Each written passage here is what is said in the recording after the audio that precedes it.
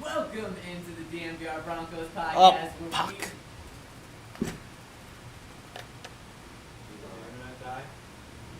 The cable stopped working. Uh-oh. The computer died?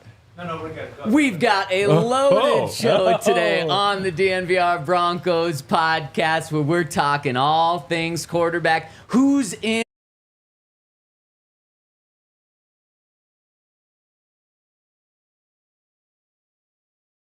an awesome crew. We've got our guy, Broncos insider, NFL insider James Palmer, Henry Chisholm, Super Bowl 50 champ Todd Davis, and our guy you hear behind the camera. Fellas, how we doing? I'm good. I'm curious. I saw like a preview on your guys' Instagram handle. It was like, Todd, how many are you going to hit out? And he said 4. How did it go yesterday? About 4. Yeah. I'll clip it real quick. No, listen, it's harder than it looks. You know what It I'm is. saying? Can't be good at everything. I think that's, you know what I'm saying? You're good I at learned most that, things. you know, so, you know, live to see another day. Yeah. And then next year, I'll just prepare a little bit. Did you earlier. prepare None. at all? No, I did not. No. And so I don't really, I've been to batting cages maybe like twice my entire life. Yeah. So, yeah, it was tough. Oh, now you got to get in there a couple times. Exactly. Todd, I got to give you credit, though, because I didn't get to watch you live since we were doing the show, but I went back and watched the little clip of you batting. You had one that it had really good contact. Might have even almost gone out. I tried, you know what I'm saying? Yeah, you didn't give yourself enough credit for that during the show. You guys use wood I tried. bats? We did. It was wood bats. Wood bats is hard, man. Yeah. It's hard to hit one out with a wooden bat. Should have used metal bats. Yeah, they didn't want to Yeah. get us metal back because I think they're trying to raise money, but the further you hit, the more money they raise. So like, raise money, but don't Not too much. don't knock it out of the park every time. There's a reason You were they just get the hoping Rockies you see every- help Those out. DiMarini Exactly. trampoline bats out there. Yeah, Todd unfortunately wasn't even in the top 10. Oh, Yeah. who won it? No, I really think they played me though. So Probably. Oh, yeah, okay, I really okay. do. I really do. I'll take your word I on that. gotta watch it back and I bet they did. and recap. But Who do you think won it? Who was in it? Let's see. Matt Henningsen, Zach Allen. Jaleel McLaughlin, Jarrett yeah. Stidham, Cortland Sutton, Todd Davis. Pat who Surtain. else? Pat Surtain. yeah, Stiddy's good at every sport. Like he has a good golf swing. Just like every Like quarterback. he is. has a good. He actually has a good jumper. Yeah. Like so that's kind of. But like, Court's pretty strong. I don't know. Maybe just go with your gut. Yeah, I'll say Stiddy. Oh, you should have should've gone with said your Court. other gut. My other gut. What am I, cow? Yeah, Court won it. Court won it. I think just Stiddy his was in the thing. top 4. They though, so. rigged that. It's Yeah. his event. Whenever you win your own event, yeah, it's yeah. rigged. Something's not right. Exactly. Yeah. And that show was so fun. Thanks for teeing it up, James, because that show was awesome. If you have not watched it yet, we had Stiddy, we had Jaleel, we had Pat, we had Baron Browning on. So you want to tune in to that once on the podcast and, of course, on YouTube. But we talked to Jarrett Stidham yesterday, and he's been having a hell of an offseason. Yep. Yeah. And he said, just a lot more comfortable in the offense in year 2, and that makes complete sense. Not bouncing around from team to team, but being in this offense for an entirely second year. The continuity, we heard from Alex Singleton earlier this week about just how important the continuity is on offense, on defense, how the defense is flying around faster right now than they were at any point last year. And clearly Jarrett Stidham's feeling that. So James, Todd, and Henry, where do things stand? Because mandatory minicamp's over, OTAs are over, the offseason's over. The next step for this football team, the next time we see them, is training camp. And according to Sean Payton, training camp is when the competition really gets going. But they did have this offseason, and there's got to be a semi-leaderboard going in. So where do things stand, James? Before we get into it, I want to ask Todd this question because I heard this is kind of a saying of Sean's, and it's also a saying around the league, and Todd would know it better than any of us, is the second year in a system is when the coaching really starts to show. Yep. It's a lot of the coaching you put in, right, Todd, in the first year, And that's, you're getting it ingrained into these guys' heads, and they start playing, like Stiddy said, like a little bit, it slows down for them. They start understanding. What's year 2 like, before we get into this? Because we are seeing that in Jarrett. Like, is that an accurate kind of, I've heard that around the league, like year 2 is when the coaching from year 1 really starts to show its face. Well, 100% true. I think that year 1 is like, you're learning all the verbiage. You're kind of learning how your defensive coordinator operates, how he likes to scheme up third downs versus, first and 10 or second and 10. So year 2 is always the best. For me, I was mad because I wanted to play another year in Vic Fangio's defense because the first year was my best year as far as tackles. Even though I missed 2 games, I'm like, the second year I'm about to be amazing. And then I was out of there like those balls I was hitting yesterday. But no, definitely the second year you're much more comfortable. You have a lot more of an understanding going into OTAs and training camp. And if you're a smart guy, we have a lot of those, notes and playbooks still at home. I'm studying January, February, getting primed and ready to go. So, I'm really ready to go once OTAs comes around. Yeah. Well, so that's a really good question. I want to pick up right there. When a new coaching staff comes in on your side of the ball, when do you get your hands on the playbook? Is it right away, or do you have to wait till April? Yeah, you have to wait. You have to wait. Usually till OTA. The rules are they can talk to Todd about his personal life, but they can't talk to him about football until bang that time. Yeah. Wow. Then that is a massive disadvantage for every position. Wow, that's a really good point. Yeah. Nobody's ever been busted for that though, that I know of. No, and I'm sure somebody's done it. For sure. I mean, people have been busted all the time. Kirk Cousins got busted today, so. He did. Howie didn't get busted, though. Somehow, elusive Howie Roseman wiggles out of it. A 5th-round pick, that's basically nothing. Yeah. There was a 5th-round pick and $250,000, and then Terry got $50,000 on his own. Yeah. I'm sure the Falcons, Arthur Smith will help him out with Arthur Blank will help him out with that. Arthur Smith. Arthur's dealing with Russ right now. Arthur Blank might, it's his 250. Right. That's true. Right. And it's Terry's 50. But then with that, why it was only a 5th-round pick is because somehow the tampering happened during the legal tampering period. It wasn't before the legal tampering period. So there is some tampering that you can't do in the legal tampering period, apparently. Yeah. If all it costs to get your starting quarterback is a 5th-round pick, tamper away. When you have that a rotating quarterback, Denver knows about it, like Atlanta's had, like, make sure he gets there. Exactly. And then you go and draft a quarterback in the top 10. Interesting. It'd be real interesting. I mean, they have quite an interesting room in Atlanta. But wait, like, I hate to interrupt you, but I want everybody's opinion on here, and I want everybody in the chat's opinion as well. This is a league where we just rip teams apart. The Broncos specifically, not being aggressive enough to fix the quarterback position. Go and fix it. Go and draft. I don't care who you draft. Just draft a guy. And then a team goes out and is preemptive in going, we're going to have a quarterback now, and we're going to go get our quarterback of the future, and they get ripped to shreds. Why? I agree. Like, I mean, it's like tying your shoes. Like, you give it the little double knot. Yeah. I didn't think that was the analogy we were going to get, but all right. Yeah, but like seriously, like they're a team that actually was forward thinking and going. Arthur Blank from what I was told, had a big thought process of, I don't want to go through what we just went through again, so I want to fix the quarterback position now, and I want to fix probably till he's dead. I don't know. Like they have it fixed probably for the next decade. Why is that a problem when teams that do it the opposite way and are very egregious with it? We rip them apart, but a team tries to correct the issue now and at the future at the same time, and it's a terrible move. Well, and so I don't hate the move about fixing it now, fixing it in the future, but James, you said you rip teams when they're not super aggressive on fixing that. Isn't a 4-year, $180 million contract for a quarterback very aggressive? Yeah. So they just did that. They just were very aggressive. They did just address that, and they gave Kirk that contract. Not to be a bridge quarterback. They did it because they thought that they could win with him now. And I think there's very logical reason for that. And then when Rome Odunze is sitting on the board, someone that is going to help the team so much in the next 2 years. They've picked Drake London in the top 10. They've picked Bijan Robinson in the top 10. They've picked Kyle Pitts in the top 10. They got skill guys, like plenty of them. They would have loved a defensive player to be worthy of the 8th pick. There just wasn't really one. But my point is, like, would everybody in Denver be upset right now if you drafted a quarterback in the first round, say again next year?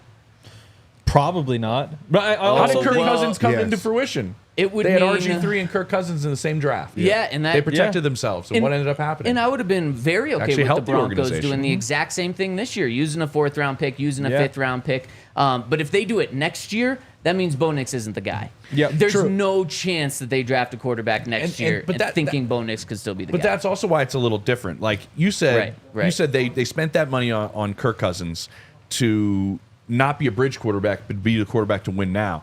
He's essentially being both. He's also a quarterback that's what, 36? I think so. yeah, 36. Maybe. coming Coming off off the an Achilles. Coming off yeah. of an Achilles, like Yeah. you're not having him for the next duration of all these young skill guys. Yeah. With Bijan and you want all those guys on a second contract. Sure.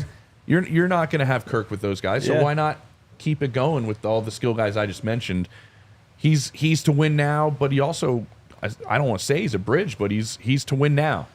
Penix is to win in the future. Why not have that lined up? I don't think it's a bad And again, thing. I don't hate it because it's the most important position in all of sports. I'm exactly. just presenting the other side though of like, man, you went all in to win right now, and then in the first round you made a move to not win right now. Those two things just don't add up. No, I get it. And I think it's the first time that it's happened like this. I think that's why people are just like so shocked about it. Yeah. I understand when you have Aaron Rodgers and he's getting deep in his career and you draft Jordan Love, like that makes sense because you're preparing for the future. But when you go out and spend the money that you spend and then right after that, in that same year you draft first round, it feels The perception counterintuitive. of it is Yes. bad. But what you're saying, I agree with because it's the same thing. Like what you're paying Kirk now is the same thing you would be paying Aaron. Exactly. And then you're drafting a guy. It's Exactly. almost the same situation. Exactly. You just got him later. Right. Yeah, The and, tough and I part- think you always yeah. catch flack when you're the first one to do it. Yeah. Now, Sure. if this works, that's going to be a lot of Yeah. teams are going to Loading adopt up this on model. Everybody's Yeah. going to do it, and then it'll Yeah. just be the first time it happened. Exactly. The tough part is that a decade from now, I think it's unlikely that we look back at the contract and the pick and say both were good deals. Because either Kirk Cousins plays these 4 years and he's awesome, and Penix kind of barely sees the field at all, and you're saying like, maybe you could have used that somewhere else. Well, the Or money's Penix really the takes first two, over. though. That's true. Like Right. you could do two and then What cut if him Kirk and move wins on a for Super two. Bowl in these first two, and then Penix wins a Super Bowl like in 6 years? I guess You'd in be like, that "Oh, I case, think It's a both work win-win. out in that together." case, you're feeling it's a pretty win-win. good. But I mean, we'll see what happens. But anyway, Yeah. back to that was a big tangent. But No, I no, just I don't like it. understand because we're evaluating the position, right? Yeah. And that's similar to the Broncos, where everybody's like, "Well, why'd you go get Zach Wilson if you were going to have this young quarterback in Bo Nix that you draft? Like, how's your room work?" So we are kind of talking rooms, but Yeah, well, Yeah. And wait, let's just stick with this really quick. This situation that the Falcons just did was what the Broncos did in 2012 light. Because what do they do with their second round pick right after signing Peyton Manning? They drafted Brock Osweiler. Now, it wasn't a top 10 pick. It was but second round pick, that's a guy that can still. Derek Wolfe was a second round pick. That's a guy that can come in and help your team. you know, it right was a second away round pick in a that took window. over a core quarterback that just got paid. Jalen Hurts. True. Yeah. Like Philly protected themselves. Sure. Guess what? Carson Yeah. Wentz was worthy of that contract. The year they win the Super Bowl, when he gets hurt, he was playing at an MVP level. Yeah. They give him a new contract. It falls apart, but they protected themselves by picking Jalen Hurts in the second round. Sure. And look what happens. He takes him to the Super Bowl, and it's one of the greatest Super Bowl performances, even though they lost, I've ever seen. Like that performance against Kansas City Yeah. was out of 100%. this world from Yeah. Jalen Hurts. What if they just passed on protecting themselves? 100%. And we actually saw that in Denver in those 4 years with Peyton and Brock on the same team. The first 3 years, it was like, that was a stupid pick because they wasted it. They could have had a playmaker on offense or defense to pair with Peyton Manning because Peyton played every single snap. And then obviously the fourth year, it was like, this is why you make that pick. Everything's worth it now when Brock goes 5-2, helps the Broncos get into a position to be the number 1 seed. And then obviously we know what happened there, but we kind of saw it both sides. And so it's going to be interesting to see how it plays out because that was a win-win for the Broncos with drafting Brock, with drafting Peyton. And we'll see if it's a win-win for the Falcons or not. Yeah, and the flip side of the Osweiler I situation like that everybody is has an that opinion too. The I'm reading them. Broncos had 3 really good teams before that too. Like the year they lost the Ravens, they could have won the Super Bowl that year. They made it to another Super Bowl.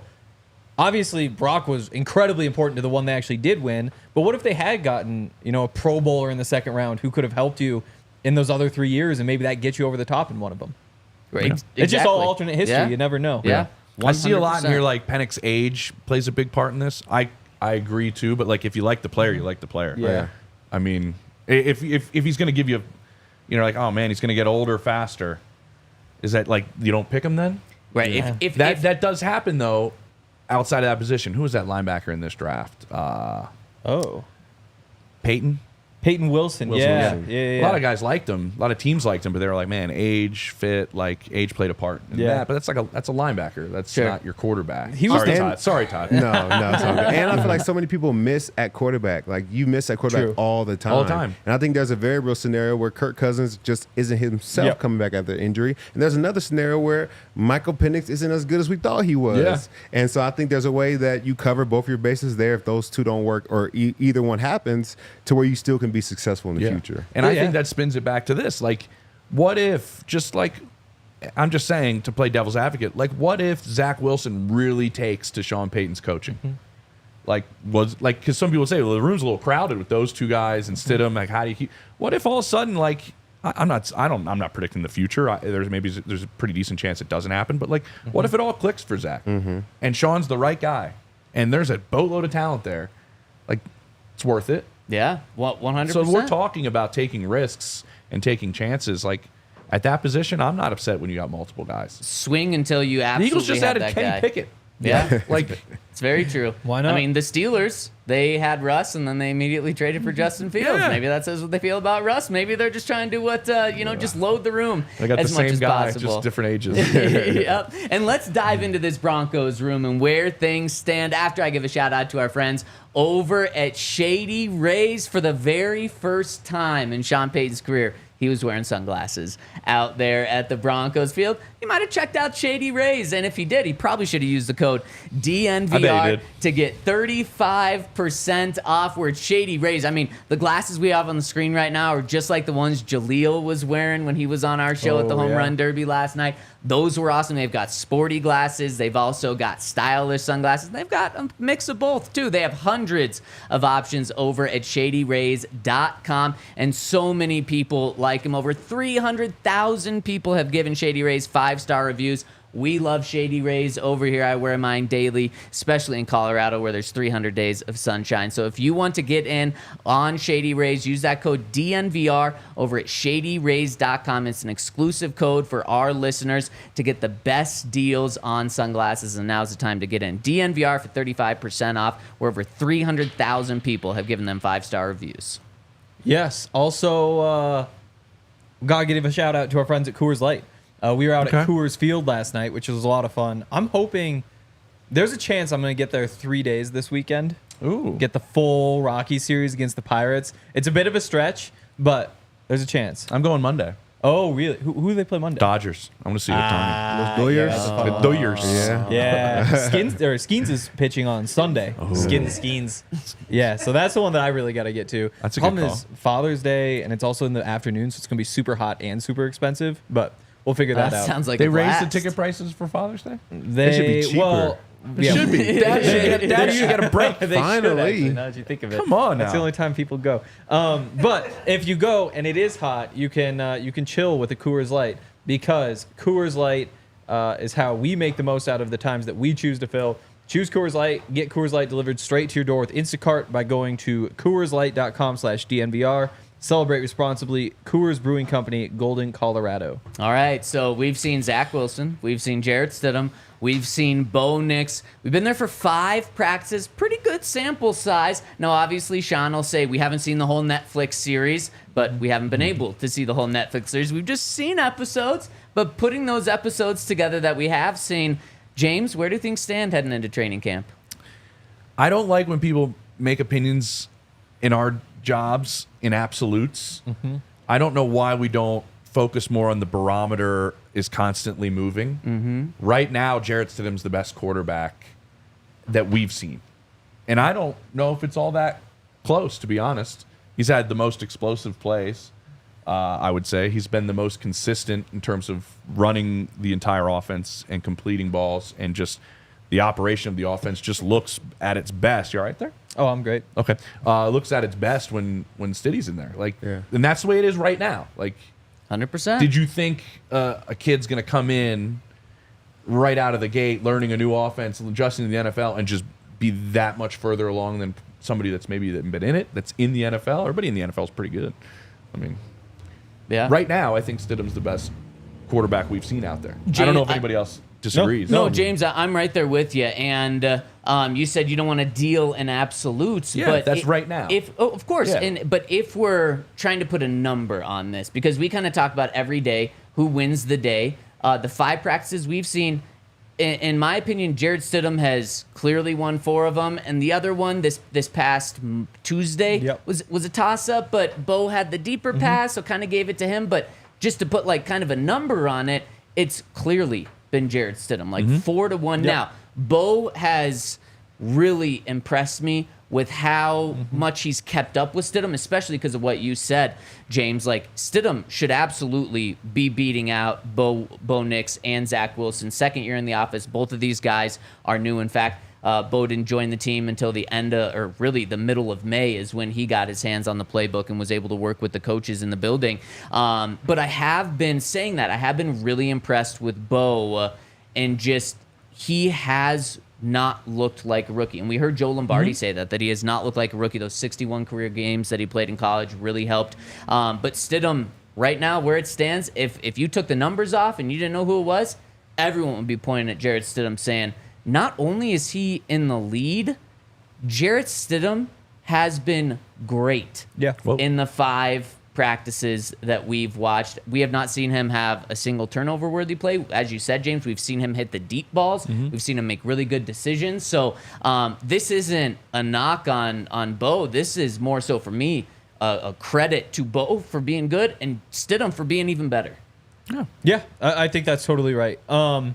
Stidham's been the best. He hasn't let the ball touch the ground all that much. He's hit more of the deeper passes. I think he probably had the 2 best throws of camp. So, like, just in really any category you look at, it is Stidham. And I also have been really impressed with Bo Nix.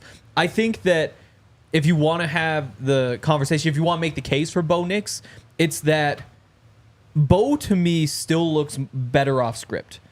When it's time to break the pocket and roll out and find somebody, Bo is making more plays there. And so when you're in the controlled environment in practice, a quarter of the throws we see are just 7-on-7s. When you're looking at what they're doing on the practice field, Stidham is a step ahead, but game situations are just going to be a little bit more chaotic, and that might be where the physical traits that Bo brings to the table separate him, just to make the case for Let him. me ask Todd this, because we don't know this as well as he does. We see quarterbacks run around in these OTAs, and I know defensive guys are like, sack. Play was over. Play was over. Like, how different is it from your defensive perspective when you're watching these quarterbacks play in OTAs and minicamp than probably our perspective? You know if a guy broke the pocket at the right time and was going to be free, right? Yeah, for sure. I think it's very different because although it may look good, it doesn't always, it's not actually good sometimes. Sometimes they're making the wrong decision. I do think Bo looks good. My thing, where I feel like it's hard to evaluate quarterbacks in OTAs is because everybody knows the defense. Yeah. So I can't say that you're just having amazing days because you're just making the right decisions under pressure. I think a lot of this So you should make the right decision. You should make the right decision, and a lot of it should be pre-calculated. So Bo should look good right now. Stiddy should look good right now. I think once they get to training camp, especially like the 2nd and 3rd week, where they start just leaving that defensive side of the page blank, and you got to figure it out. I think Is that when that happens? Really like 2nd, 3rd week? Yeah. Okay. Yeah, I think that's when you really start to see like separating factors, because now guys are having to make decisions. They're having to see coverage, on the run. Defense are starting to put in new schemes to where, like, we start out showing you cover 4, then all of a sudden it's cover 1, and you got to adjust to it and make the right read. That's when you can really make decisions about who's in the running to be the starting quarterback for the Denver Broncos. That's great insight. It's amazing insight, but I hate it. Yeah, because it ruins your conversation right now. No, because what it tells me is that this thing isn't going to be decided anytime soon. No. And Sean said it yesterday or earlier this week. He said it's about making the right decision, not the quickest decision. And yes, ultimately you want to get to the right decision, but in every single quarterback battle that we've watched here in Denver, and there's been way too many since Payton left, they always drag it out and out and out, even though, like, when we're there in training camp, it's so obvious that Trevor's the best quarterback. Let's just That get was him the all case. the That first team. was really obvious. Yes, let's get him You all were the here for first that, team reps. right? That was pretty. The team knew, didn't they? Yeah, absolutely. It was so. I mean, if it was obvious to us, the Yeah. team was like, "This is done." The next year, exact same thing. Trevor was obviously better than Paxton, yet they did it all the way up until the end. I think they waited until after the second or third preseason game, and that's when they have 4 preseason games. And then Teddy was clearly better than Drew in training camp as well, and they still just wait until the end. And I hope that's not the case, because I think that it is so important to get these first team reps and get the starter 90% of the reps in practice, or 90% of the first team reps. And I'm just afraid, especially with what you said, Todd, about how you don't really get into true football until week 2 or 3 of training camp, and then they probably want to get sample size. But that's fine, though, I think, because you got to walk before you can crawl. Like, you're not going to start doing that to Bo Nix right out of the gate. Yeah. Like, that's not going to help his progress. Your head will be I spinning. think the point is right now, and what we're seeing in him is, I think he's operating the offense pretty well. It's a little bit quicker than I've seen around the league when I go to camps and see young, rookie quarterbacks. There's always, how often do you see, I mean, it happens here, but I've seen around the league a bunch where, like, the quarterback gets in the huddle, and then they get out of the huddle, and then the coach is like, no, do it again. And they're back in the huddle. Yeah. And then they do it again. Like, that stuff hasn't really been happening with Bo. Like, the operation part is there. So my point is, these are all check marks. These are all things that he has to do well before he gets to what Todd's describing. And then, if he does well in these, and he's coached properly through this entire process, he's better prepared for when Todd's saying second, third week, when the gloves come off on the defensive side of the ball, and we're going to start showing you different things. I want, as a prepared Bo Nix as possible, to give himself the best chance to succeed. For sure. So then, if it is Jarrett Stidham, or what has to happen for Stidham to win this job? I think he has to be absolutely incredible. It's similarly to the instances that you provided. There's oftentimes a quarterback battle that the organization wants one quarterback to win. Yep. And a lot of times when they drag on, it's because the guy they want to win is not winning the job. Yeah, very fair. Right? That happens a lot. And that's when they drag on a little bit further. If it's the guy they want to win, it's usually called a little bit sooner. Hell, the Bears called it. And like Caleb Williams' second practice, like he's starting. Yeah. You know what I mean? That Yeah. doesn't really happen. But I think Jarrett has to just continuously it has to be so glaringly obvious. Yeah. Because again, my stance for this season is that Bo needs to play, and you need to make sure it was the right pick. Yep. At 12. So I think Stiddy has to be out of this world. Yep. To win the job. In Yep. all honesty. My question is, do we really see quarterback battles working out? I can think of like Phillip Rivers and Drew Brees as like two quarterbacks that battled, and they were both, very successful. But I can't think of anybody else who really had a battle, and they both had good seasons. That was 20 years ago, too. That's like the most recent. I'm trying to think when it really worked out. No, because if you have that guy, and I understand with rookies that you don't. Yeah, it does happen with rookies. Yeah, it that's does true. happen with rookies. But if you have that guy, then you rarely have 2 of those guys on your team. So if you have that guy, he separates himself pretty clearly outside of maybe this first rookie season. But let's say Bo's in a quarterback competition next year, that's probably a big bad news. big red flag. That is Yeah, very bad exactly. news. But James, I agree with you about this, except I just think there has to be a lot of separation between Jarrett and Bo. So let's say Jarrett's not out of this world, but he's okay, and for some reason Bo just really, really, really struggles in training camp, and especially when he doesn't know what the defense is going to be showing. If there's a lot of separation, that's when Sean, because he can't sell to the team like, we're going to roll out the rookie just to roll out the rookie. The team, he will lose the team if it's so obvious. Todd knows in that. training camp. If you don't pick Yep. the guy that the team knows in the locker room, Right. it's not good for the head coach, right? Like, yeah. Now, what about if it's really close between Jarrett and Bo, and it seems like Jarrett's a little bit better, but he goes with Bo? Does he still lose the team, or does the team understand, like, okay, this has been the guy since they drafted him in April? Jarrett's been a little better, but Bo's been pretty good. I think whenever you pick the guy that's not playing the best, I think it just changes the whole team's perspective on how you view the entire team. So, because then it goes into like that whole concept of like, we're paying this guy, he has to play. And that becomes the thought process of everybody on the team. So you kind of feel like, dang, even if I beat my guy out, if there's a guy in front of me that's playing well, they're going to, getting paid a lot, they're going to play him over me, even if I'm playing. So I think that lowers morale on the team because then it's like, I'm not even going to go as hard because I know there's no opportunity for me to go on the field. So I think that's what changes when you don't play the guy who's playing well versus the guy who's getting paid more or expected to play better. Or where they're picked. Yeah. Right. It becomes more selfish instead of about the team. Yeah, it feels like it becomes more about kind of saving your own butt in a way because you made the pick and now you got to play him. You want to keep your job. Yeah, exactly. Yeah. Yep. It was interesting because I was on your guys' counterparts in Philly yesterday, Yes. and we were talking about Howie Roseman in that sense and how front offices should think. The reason Howie's a little bit different than some other people around the league is he's completely cool going to Jeffrey Lurie and be like, I effed up, man. It was a bad pick. Like, Jalen Reagor was a bad pick. We could have had Justin Jefferson. Don't worry. We got a solution. Nobody wants to admit they made the bad pick. Yeah. Usually GMs are going to the owner going, don't he's going to come around. Yeah, He's going to come around. 100%. Because Todd's right. Like, Yeah. if it's a bad pick and you admit it's a bad pick, the ownership's like, well, why? You picked him. Right. Like, you're gone. Right. Like, so... And then the teams just double down on that mistake and keep going. And they keep compounding Yeah, that issue. That's yeah. why Philly's good at correcting their mistakes and they stay That's a good a point. good franchise because you fix your mistakes.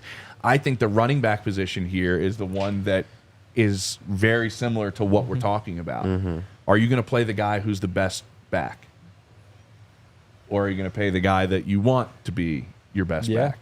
That's what I want to see through camp. Like, and that would be a really telling position for what Todd's describing. Because even beyond that, I think the third down back, Samaje Perine's one of the best third down backs in the NFL. When you look at the numbers, that might just be Jaleel though. That might be Samaje. Like those conversations are interesting. I think going back to the quarterbacks, to me, and I wrote this last night in the camp notes, which you guys should go read.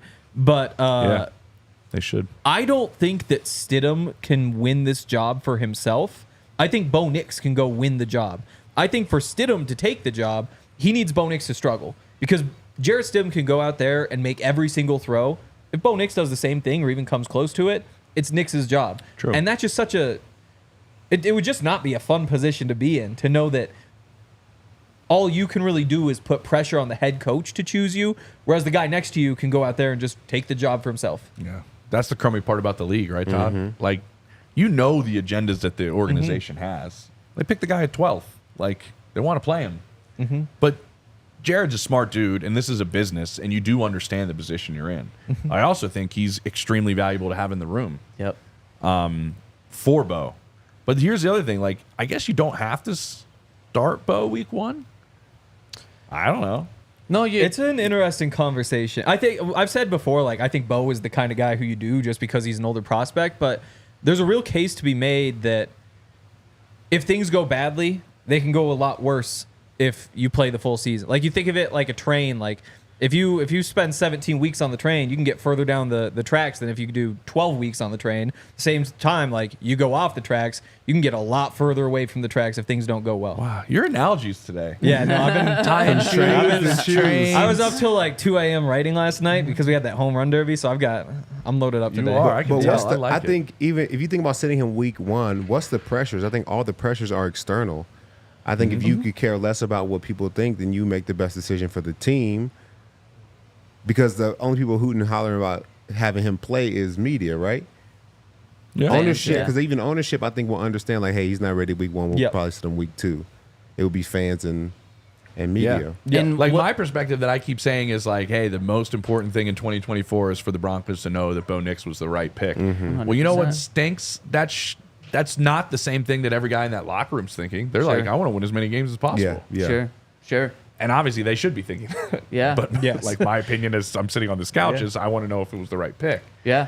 100. That's the hard spot. That's Yep. what this season absolutely is about. Because if this team outside of the quarterback position is as bad as all of the national graders say it is, they're going to have a top pick next year. And if they have a top pick, they better know if they need another quarterback or not. Because if they're sitting in the top 5 and some reason the rest of the team is so awful, but Bo is great, then they can go and trade that pick, get a lot of assets, or get a really good football player to help Bo out or help the defense out. But let's say Bo plays 8 games and you have no idea. There's some good, there's some bad, but you can get the second quarterback in next year's draft, or you can trade up with someone who has the number 1 pick, who has a quarterback to get that guy. Like, you got to know, James. I totally agree. This is 100% about figuring out if Bo's the guy. And so you have to have a big enough sample size. We did with the best player on the planet. They found out he was the guy without playing him his rookie year. Like when I talked to people in Kansas City, it was the way they watched Pat Mahomes work in practice, the way they watched him run the scout team, the way that the first team defense was struggling to stop him during practice, and then they played him the final game of the season just to double check. Yeah. And then they knew he was the guy, and he played his second season. So they did find, I mean, just by devil's advocate, the Chiefs found out Pat was the guy without playing him. Yeah. And they went to the postseason with Alex Smith. But one massive difference is what you just said. They had a quarterback that the year before they drafted Mahomes was, I believe, an MVP finalist, or at least in the conversation late in the season, 26 touchdowns, 5 He was interceptions. like up there and like leading the league in yards too. I want to say a pretty former close. number 1 overall pick who was taking the Chiefs to the playoffs year in and year out. The Broncos. So does that make it even more fascinating that they figured out he was the guy with everything you just said? Yes, That's a former number 1 pick that was like in the MVP race that took him to the postseason, and they still were like, no, we figured out Pat was the guy without playing him. Yeah, but they didn't have to play him because they had a really good quarterback playing. Like 20 teams probably would have taken Alex Smith that season. Whereas the Broncos, as good as Stidham has been this offseason, he's blown me away with how good he's been. And maybe it means nothing, as Todd said, but like he has been as good as you could have wanted. He his starts in the NFL and his resume and what he's done doesn't come close to what Alex Smith has done. Isn't it the same thing? No. Why not? Just because of where Alex is picked? No, because of what 26 touchdowns and 5 interceptions the year before. He was, and like you said, he led the Chiefs to the playoffs in that season. In fact, he was so good that they were allowed, they had whatever seed locked up so that they could play Patrick Mahomes that final game. Like you had an experienced, veteran, good quarterback, where the Broncos, you can't point to But my NFL point is, games. isn't it the same as if you can win games and find out he's the guy? Isn't that the perfect scenario? Sure, Yes. sure. But I don't know if the Broncos are in that Right, position. right, exactly. So true. Exactly. And also going back to the Alex Smith thing, where was he? If you compare him at the point in his career where Jarrett Stidham is now, say like 4 years, and they're it's a very very different careers, It's a yeah. very different career, Yeah. but sometimes quarterbacks do take time, and that's why I'm not willing to write the book on Jarrett Stidham yet. I agree. I'm not going to come out here and say like he's going to be a Pro Bowl quarterback or anything like that, but I'm glad Jesse thinks Bo Nix is Pat Mahomes, not James. I like that. there we go. There we This go. doesn't fall on me. Oh, maybe Sean Payton thinks that too. That's true. Who knows? But really quick, before we go on, I got to give a shout out to Vestibule, who they've locked in Baron Browning to be their first athlete, where it's a really cool, they're redefining fandom. And that's something the Barons talked about in the past of why he was so interested in doing this was because it's a way to connect closer with fans, where now fans can actually have a stake in his future earnings. You can buy his IPO right now, but you have to have the app to do it. So if you scan the QR code on the screen, it's going to take you to the App Store, or you can just go to the App Store and look for the Vestibule app, Vestible, to download it and get in. They're also looking to add more players, some in the college level too, so you can get in on their future careers as well. So that's Vestibule. If you want to get in on Baron Browning, it's cool that he's the first athlete, Bronco, that you guys all follow. Yes. You can get in, but you have to have the app. So scan the QR code on the screen or roast on download the app in Benucci. the App Store. And check out Circus Sportsbook, because we say this all the time, but they are great to bet with for events that have long odds. So things like betting futures in the NFL, who's going to win the Super Bowl, or things like golf tournaments, like the U.S. Open, where the difference between getting plus 2,000 on a golfer, getting plus 2,500 on a golfer, that winds up being a big chunk of money. Circa, because of their whole model, they don't do as much promotion. They don't have all the specials that some of the other sports books have. Instead, they make their lines a lot tighter. So a lot of the serious bettors go over to Circa. And if that sounds like you, or you just want to get the best odds for any other reason, then Circa could be a great option. I haven't made my bets yet on the U.S. Open, but I will be logging on to Circa after this show to figure it out. You can download the app at circusports.com. Circa Sports bets can only be made while physically located in the state of Colorado. Must be 21 or older. All rights reserved. Circa Sports Colorado encourages you to gamble responsibly. Gambling problem? Call or text 1-800-GAMBLER or visit problemgamblingcolorado.org. Okay, so we've all spent 12 and a half hours watching 5 practices. We all think Jarrett Stidham is in the lead right now. But before we go further, who's going to win? Who's going to be that week 1 starter? This is obviously projecting now. Yeah, we're projecting. Well, to kind of dodge the question a little bit, I'll be completely frank and say I'm doing that. What I've really liked is what I've seen in the fit for Bo Nix. Like, I think the more practices I've watched, I think this scheme fits him. I think it fits his strengths. I think fit is enormous for young quarterbacks in terms of what they're being asked to do right in the beginning of their NFL career. I also think the fit for him goes off the field, and you and I were talking about this before the show a little bit, in terms of the coaching that he's getting. Like, I think he's getting different types of coaching from Sean Payton, from Davis Mills, from, Lombardi. Like, I think he's getting taught differently, and I think that can be a really good thing. The fear of it on the other side is that you can be getting too much information from too many different voices for a young player, and that can be overwhelming and detrimental. I'd like to be optimistic and say it's the first portion. Yeah. And I think that is kind of happening. I think you're seeing that a little bit. I thought it was cool when I asked Davis yesterday, like, you guys have put so much work in the draft process. Like, you uncover every stone. You know who Bo Nix's elementary school teachers were. No lie. That's like how deep these things go on rookie quarterbacks. Like, what have you learned now that you're actually coaching them? Like, that you didn't know during that. And he was like, that he's so consistent. Yeah. Everything about him is consistent. It's the same. And I think that's like one of the best compliments you could give a young player. So I do think when you say, like, who's going to project, I think that aids in my projection of how much he's going to grow during the during this offseason portion where they're going to throw in their own. Players can make big jumps during that time period, specifically quarterbacks. The time he gets to throw with Court, in July, which he's going to do, like, I think that helps. And then all of this leads into, like, I think the coolest point we had during the show was Todd telling us how things changed second and third week. I think all of this projects for him to be better prepared for that second, third week of camp. So I'm kind of excited about the jumps that Bo's going to make because of all the things I listed. Yeah.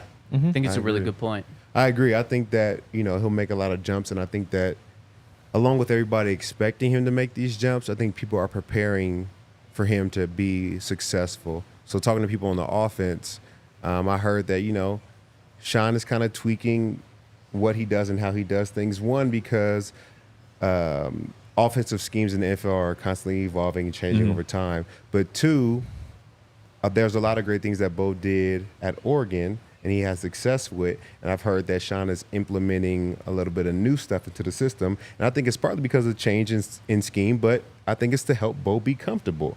So I think he's preparing That's good coaching. the offense for him to be comfortable and for him to be, the man soon. So that's why I will put my pick on Bo, just because I think a lot is going to be set up for him to be the guy, for him to have high level of comfort coming in as a rookie and playing a lot. I think he'll be prepared to do it. That's a good point, real quick, just because of what they did at Oregon was a lot, to my understanding, catered to what Bo does well already.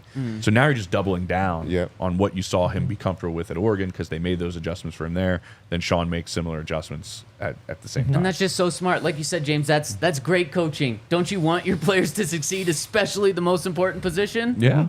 And the tough part, though, is for Jarrett Stidham, who, if they're catering the offense to Bo, not so great for him. And I think that a lot of the reputation, obviously, that he has for Broncos fans came from the 2 starts he had last year in an offense that was built for Russell Wilson, which is very different than the offense that I would build for Jarrett Stidham. And you can tweak it the week that you put him in, but it's not going to be the same as building that offense all year, especially for Jarrett jumping into an offense that was not doing well. It was broken. And beyond that, they basically had just had their season ended in that loss to the Patriots. So the vibes are It's low. on the sideline for that one. Yeah, that was a rough one. But the vibes are low. The offense isn't clicking. It's an offense that isn't built for you. So the fact that Jarrett Stidham didn't blow people's minds shouldn't come as that much of a surprise. And I don't think it means that he can't be a much better player this time around if he is the starter. But so goes the life of a backup. Yeah. Like, Yes. You are Yeah. going to play in the system that's designed for the other guy. Yeah. That's just your life. That's But just the way. what's good for Stidham is the Bo Nix offense is a lot more similar it for plays to Jarrett some of Stidham. his strengths, too. 100%. Yeah. And we've seen him. Maybe there's just been a little bit of that this offseason, but they have been installing. So you would assume that a lot of these new concepts are being installed right now, too. And Jarrett, it's a lot of quick decisions, and Jarrett's been really good with that. So I think this benefits Jarrett way more than the Russell Wilson offense benefits Jarrett. But overall, it's not. They should build the offense around the number 12 overall pick. I mean, they put all of their resources. This is the highest that Sean Payton has ever drafted a quarterback in his career. It's the second highest the Broncos have ever drafted a quarterback in the entire franchise's existence since 1960. So, yeah, they should build it around Bo. And as long as Bo stays close to Stidham, I think he gets that week 1 nod. And it's just like we talked about. If there's big separation, if Jarrett stays the way he is and Bo has a lot of rookie mistakes and there's separation, then I do think Sean is going to go with the guy that gives him the way better chance to win week 1. But I think the way just how impressive Bo's been, I think he's gonna eventually get the nod. This is a great question from Will Jock. Does Yes. Stidham look better this year than Russ did last year? I'm going to take that as in like when we were watching OTAs last year and when we're watching OTAs this year. I would say yes. I would say yes also. Not only that, he looks yes, but also Jarrett Stidham, Which is interesting. honestly. was worse than Ben DiNucci in training camp last year. He was not good at all. And so that's what's even so impressive about his flip is we saw what it looked like last offseason for Jarrett, and Yeah, that's an now he interesting looks take. so different. Yeah. Yep. I'm going to take you clothes shopping, Hank. Yeah. Todd refuses. Is that a new shirt? I mean, we've never seen No, that. it's just That's what I said, it's a too. few years old. Well, girlfriend's out of town. She doesn't let me wear tie dye. So you got to sneak. Let Well, I you wear mean, tie-dye. no, but there's always. It's not. She doesn't let me. Like, there's not like a lock. You or come out anything. like, no, Hank, put back. Back here. Like, Go you know back. that, Get back you know in the that closet. tie-dye hoodie that I wore. I used to wear. I wore a few times before she was like, "Yeah, I think you should wear the other one." I was like, "Oh, well, there's the message." I'm picking up what you're putting down. Yeah, so I was just like, "Okay, well." So she's in Minnesota. I love it. Well, It's a big day for me. So I James, love it. the thing is, if you take Henry shopping, he expects you to pay for it. That's the thing. Oh, That's why really? Todd won't Wow. take him shopping. oh, that's why. Todd should have let me know. I could take us both shopping. Oh, man. Okay, so let's go down this path because we did a little bit before the show. If Bo's the starter, what happens with Jarrett and Zach? Are they both on the team? Is it one or the other? Like, how does it go after that? I think that's tough. I do. And I think that's the numbers game makes it really difficult for quarterbacks to get that second chance after they've been written off by an organization. It kind of stinks because like you said earlier, not every quarterback, grows at the same pace that every other quarterback in the league does. Some take more time than others. And once you're written off, to get to a new organization and get that second crack is a little difficult. And so the numbers game of it, and let's just be entirely honest, we're talking right now about Jarrett Stidham and his knowledge of this offense and the way it's grown from year 1 to year 2. If you're starting Bo Nix, wouldn't you prefer that to be the other voice in the room? Definitely.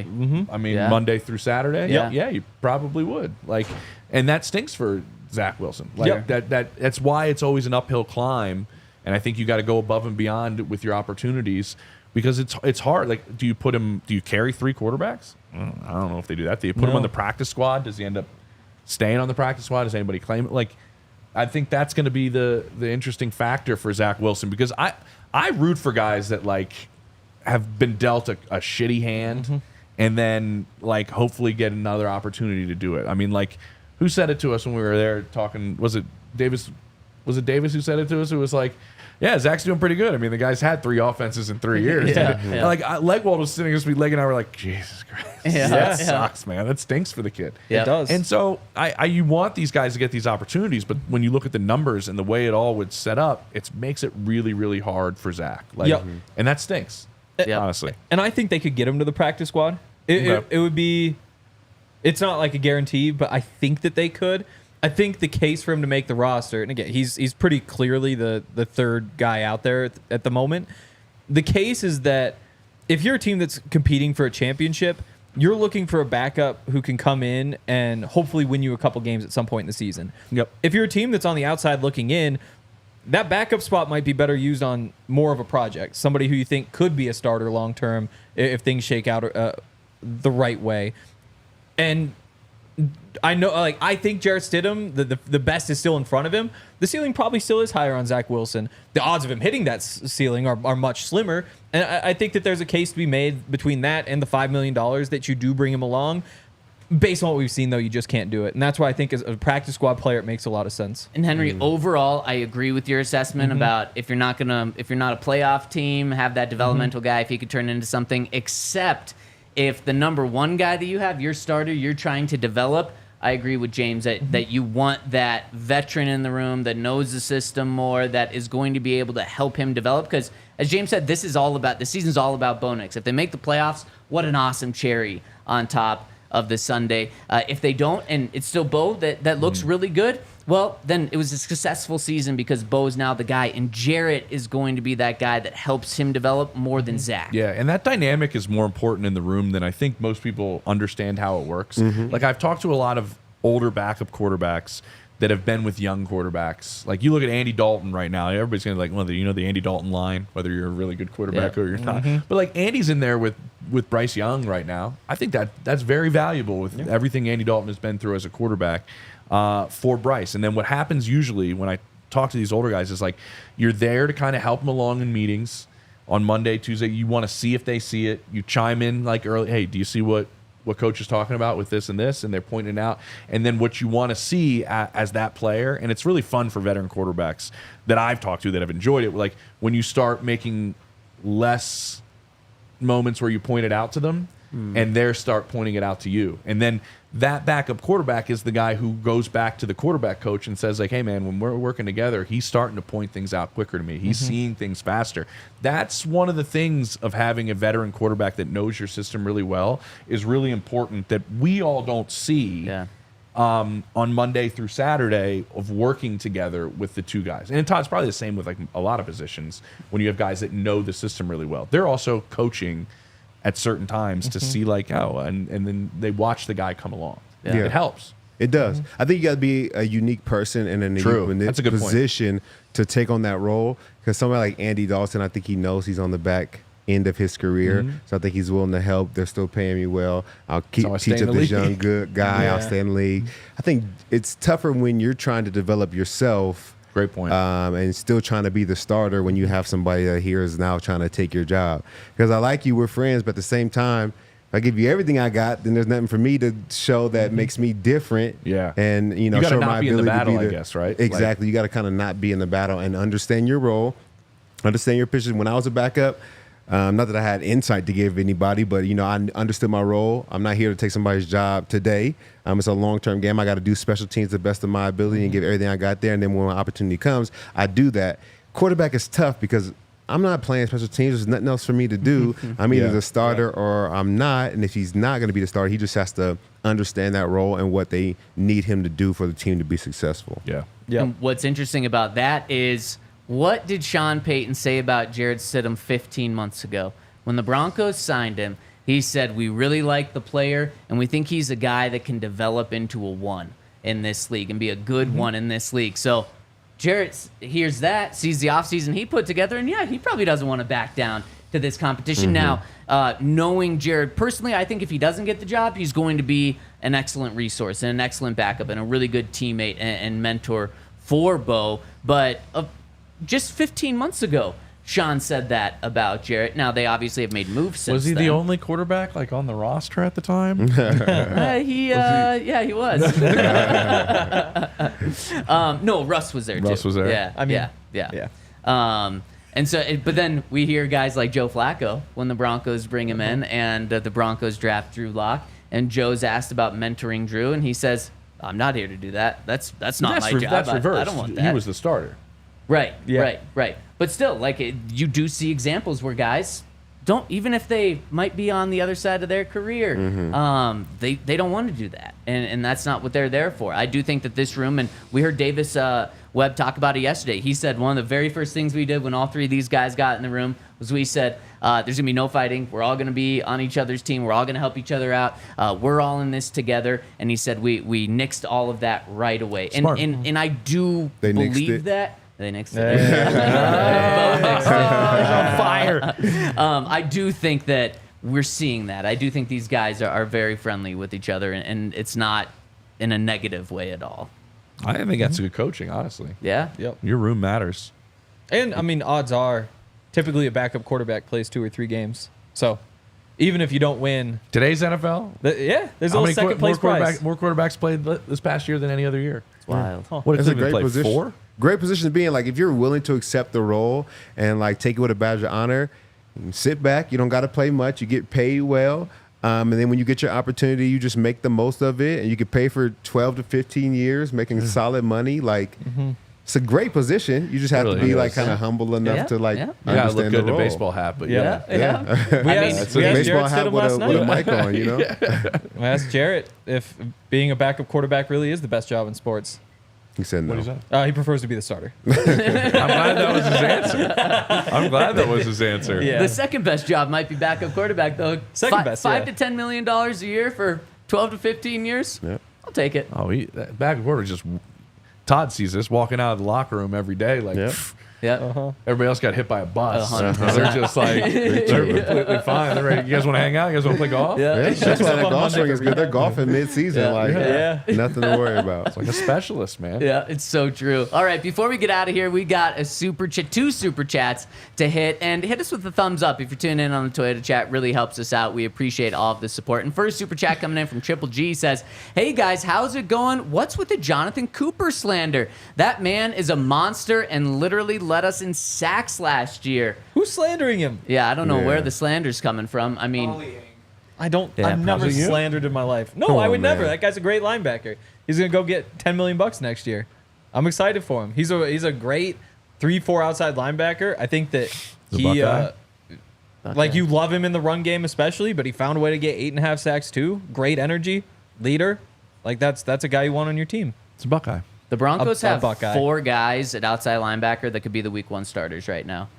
Cooper, Browning, Benito, and the rookie, Jonah Ellis. Thank you. Yeah. I think any of those 4 guys could be the starter. I'd be surprised if Jonah is. Just given he's a rookie.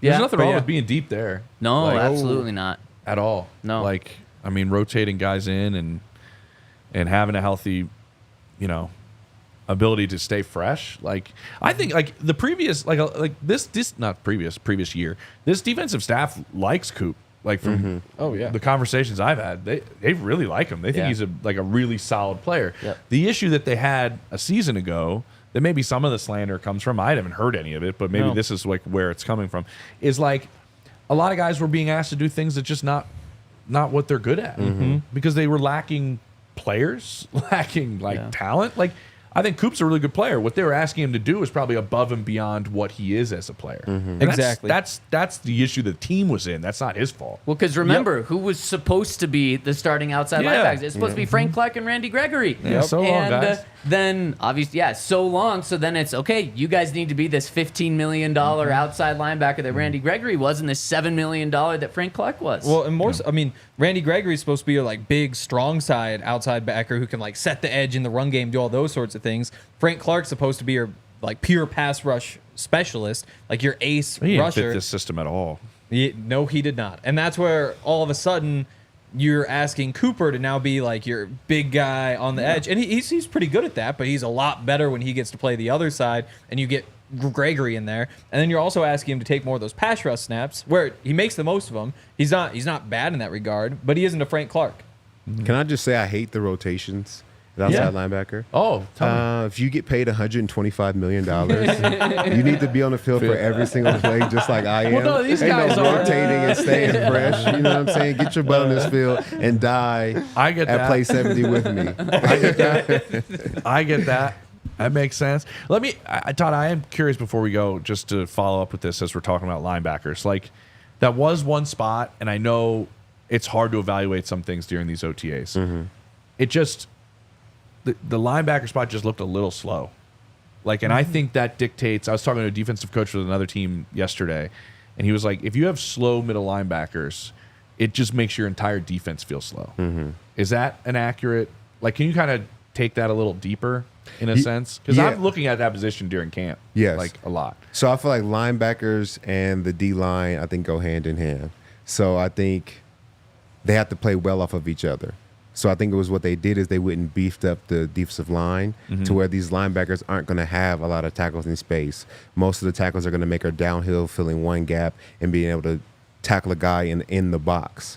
So I think their speed is not going to be what makes or breaks them. I think it's their ability to tackle.